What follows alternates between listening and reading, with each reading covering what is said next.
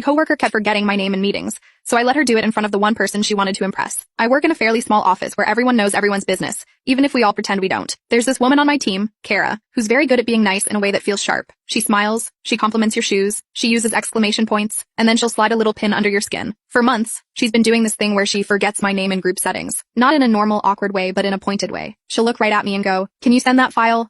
What's your name again?" While everyone stares. The first time I laughed it off because honestly, I assumed she was just frazzled. The second time I corrected her and she did the whole, "Oh my god, I'm so sorry, I'm terrible with names" routine, even though we sit 10 feet apart and have worked together for a year. After that, it became a pattern. Only in meetings, only when other people were watching, and always right after I'd contributed something. If I said an idea, she'd repeat it and then call me honey or girl, like we were at brunch, not at work. I started feeling smaller every time it happened, which made me mad at myself, because why am I letting a grown woman treat me like an unnamed assistant? I tried direct, calm. I pulled her aside after a meeting and said, "Hey, just so you know, it's been happening a lot. My name is Sarah, and it matters to me that we use it." She got wide-eyed, apologized, said she had ADHD and her brain just blanks. I believed her for about a week until she introduced a new contractor correctly by full name, title, and where he went to school, while still blanking on mine. Then she started doing it in emails too. "Hi, can you do this? Thanks." No name, no greeting to me specifically, just a vague task drop. It sounds petty, I know, but it adds up, especially because she would always sign off with her full name, credentials, a little inspirational quote, and the whole brand. It felt like she wanted to be the only woman in the room with an identity. Here's where the revenge part comes in. We were having a quarterly review meeting with leadership, and Kara had been talking for weeks about impressing our new director. She would rehearse phrases out loud like, "We need to move the needle," and "I'm excited about the roadmap," and she kept mentioning she planned to ask for a promotion. I didn't want to ruin her life or anything. I just wanted the behavior to stop. The meeting starts. We're all in a conference room, and Kara is in full performance mode. She talks a lot, she interrupts, she laughs at the director's jokes a little too hard. Then we get to my part. I present a project update clearly, with numbers.